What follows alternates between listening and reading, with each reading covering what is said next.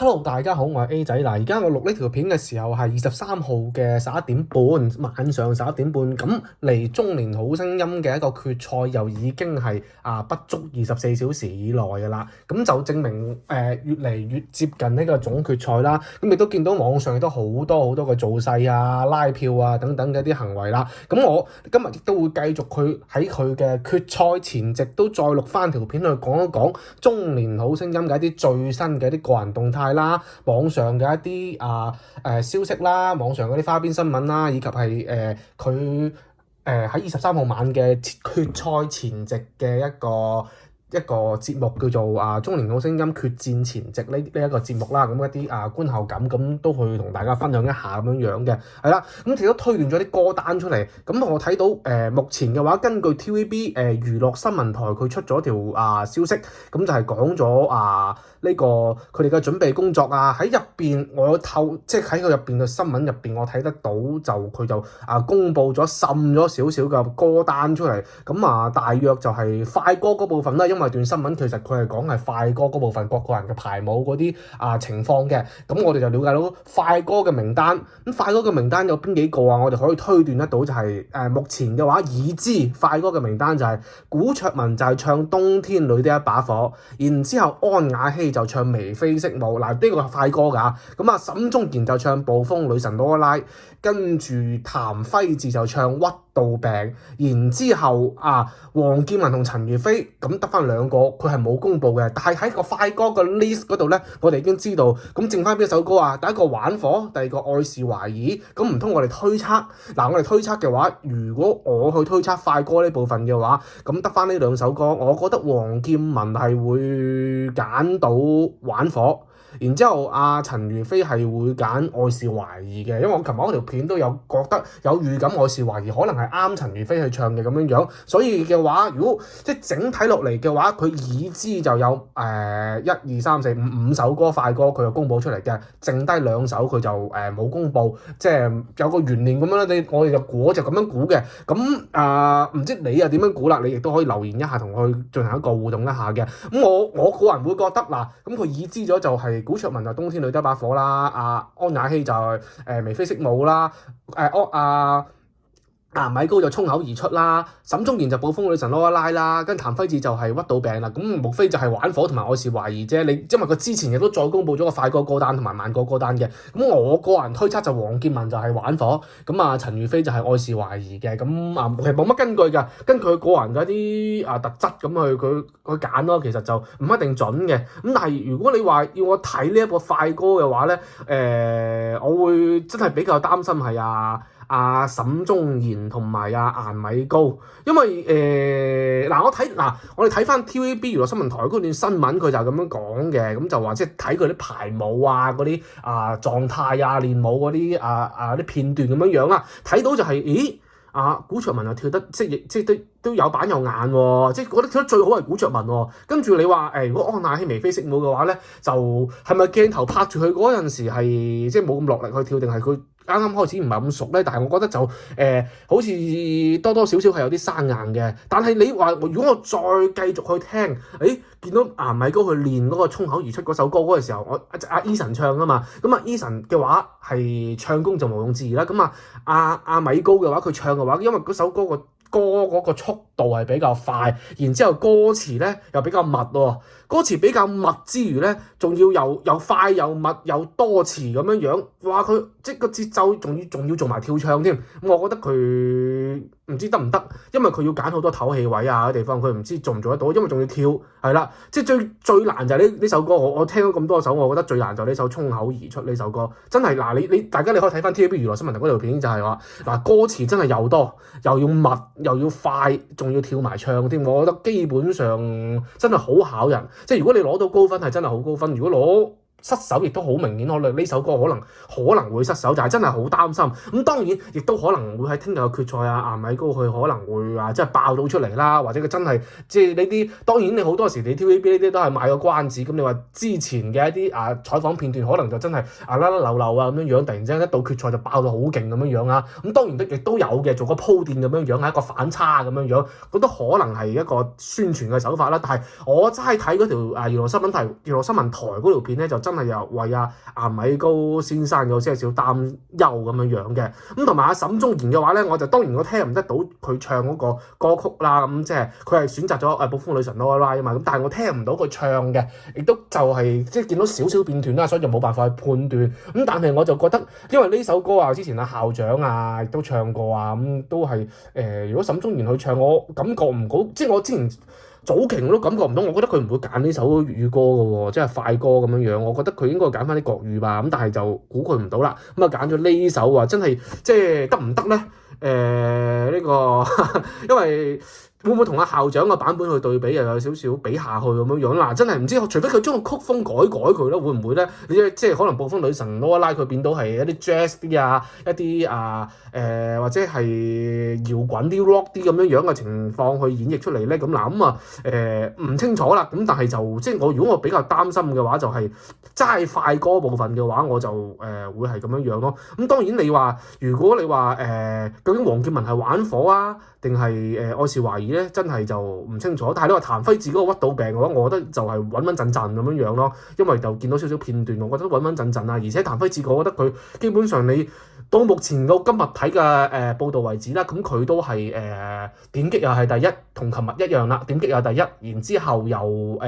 基本上嗰個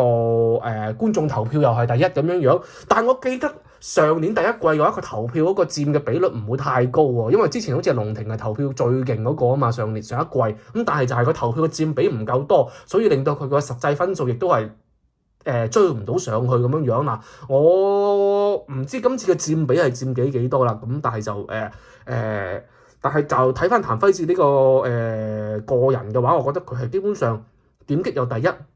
暫時目前咁你觀眾投票係第一，咁唱功又攞過即係睇往績啦，4次 MVP 喎，佢係全場7個人最多 MVP 嘅4次 MVP，咁安雅希就3次啊嘛，咁譚輝智係4次，咁應該係最多啦。如果我冇記錯嘅話，你話冇攞過 MVP 嘅話，好似係得陳如飛同埋係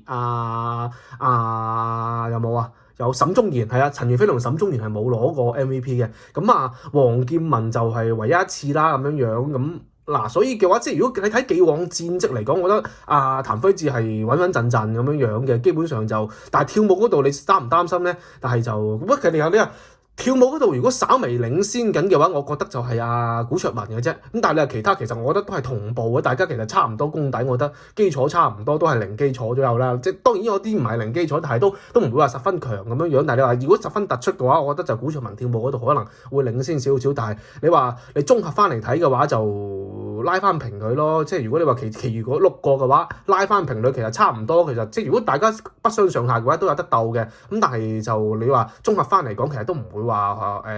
拉開特別遠嘅差距咁樣啦。但我重複翻，我就真係比較即係擔心，即係顏米高嘅衝口而出啦。會唔會真係會唔會話真係爆得到出嚟咧？呢首歌真係我聽佢唱嗰陣時，我見到好似都好喘氣咁。我睇過片段咁樣，咁所以就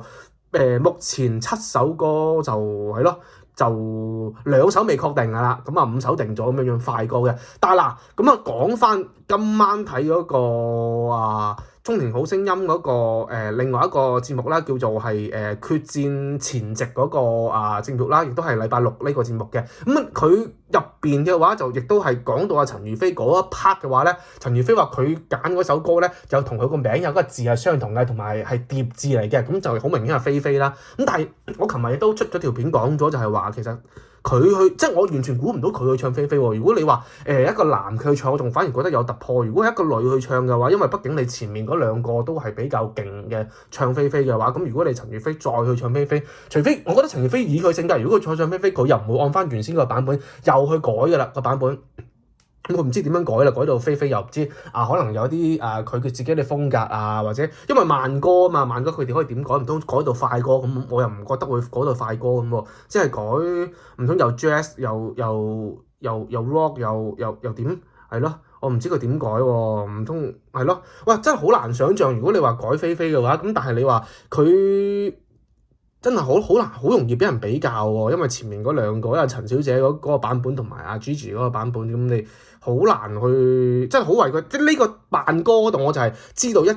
道即係睇咗今晚嗰個決戰前夕啦，我就知道大約佢就係因為佢透露咗呢一句，咁我知道佢係唱菲菲。咁但係其他人嘅話，我仲未收到啊。咁大家如果知道佢哋其他人嘅慢歌係揀咩歌嘅話咧，都可以喺評論區同我積極留言一下嘅。咁我哋都係大家去互動一下咯。咁啊冇乜問題嘅。咁但係我就估到佢係唱菲菲呢一 part 嘅話，真係為佢擔憂啲。咁係啦。咁唔知佢又點樣改啦？因為如果以陳如菲嘅風格，佢唔會話原版一首菲菲咁樣嘅，一定係又改到好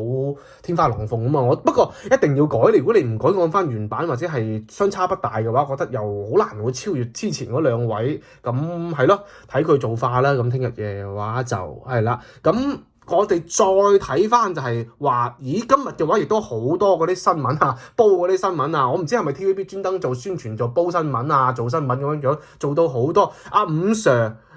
同埋即係同阿伍 Sir 同阿千嬅啊，再同周啟生啊、周生咁樣啊，都有一個風波咁樣啦。跟住伍 Sir 今日就還擊啦，直情係我唔知大家有冇留意伍 Sir 嗰個我睇翻係呢個係。Facebook 啦，Facebook 嗰個個人嗰個專頁嗰度，咁佢就還拖，佢亦都公開咗一道文，跟住即係佢就發咗出嚟嘅，咁佢就即係佢喺今晚講嘅，咁大約就係11點零鐘咗，唔係大約係9點零鐘嗰陣時啦，咁我睇到佢就話，因為佢回應翻傳媒啊嘛，傳媒就話佢即係嗰個觀點咁樣，咁佢就回應翻傳媒啦，咁亦都即係會唔會佢今次伍 Sir 再次出文還擊，咁係咪應該話係？即係我會唔會係又係做新聞，又係即係推高個節目佢咧？但係佢講一句嘅話，大家如果想睇佢還擊啲咩咧，我都會 po 出嚟嘅。咁我要唔要讀一讀咧？都係有啲長喎，讀唔讀好啦？簡潔少少啦。咁就係全世界歌唱比賽評判都唔係話靠歌喉去評分咁樣嘅，而係靠一對耳仔同埋對音樂嘅一個專業鑑賞能力咁所以嘅話好多時候邀請作曲填詞人監製去擔任呢個評審嘅角色嘅話咧，咁佢食小時佢角色咧，咁佢小時候咧亦都會去常常咁去電視台去見到輝哥詹叔黎小田做啲歌唱比賽嘅評判啦。咁從佢細個懂事嗰陣時，我懂事之後啦，咁佢就會從來就冇覺得話要唱歌唱得好聽先至可以做評審咁樣嘅。咁相反嘅話，唱得唔好唔代表識評咁樣喎，係咯，唱得好又唔代表識評咁樣喎。咁呢個就係基本嘅 common sense 咁樣。咁佢又回應咗好長一段話啦。咁就係咯，我唔讀落去啦。咁大家如果想睇嘅話，去翻伍 Sir 個 Facebook 嗰度睇啦。咁當然佢最後有一句嘅話咧，亦都係我覺得係比較好嘅，就係話真係點講咧？咁我從來就唔覺得即係音樂人一定要識做音樂啦。我從來唔覺得影評人一定要識拍電影啦。咁我從來唔覺得奧運體操個評審評判要識呢個托馬斯嘅迴旋啦咁樣呢個就係 common sense 啦。This is common sense 咁樣。跟住佢最後嘅話，亦都證明咗有一句我就比較 buy 嘅就係證明咗中年好聲音呢個比賽節目真係好多人睇，好受歡迎咯咁樣。呢個係我覺得係比較認同嘅。咁確實真係冇辦法，因為你傳媒鋪天蓋地咁去講佢哋呢啲煲佢哋呢啲千嬅伍 Sir 咁個個回應嗰啲呢個新聞咁樣啦，咁覺得都係。會唔會亦都係為咗谷個宣傳咧？係啦，谷個收視咁樣咧。咁唔清楚啦。咁當然我琴日條片都話，只要有千嬅嘅話咧，基本上都係好，即係你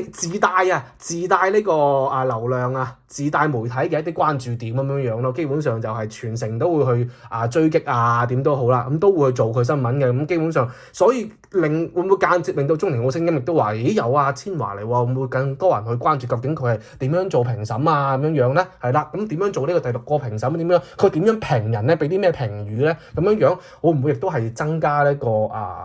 個收視，為咗增加收視而去再谷呢個宣傳，再谷呢個總決賽，喺總決賽前夕再爆多啲新聞出嚟啦。咁我就唔清楚啦。今日就我突然間見到伍 Sir 回應啦，然之後又見到好多新聞，包括你話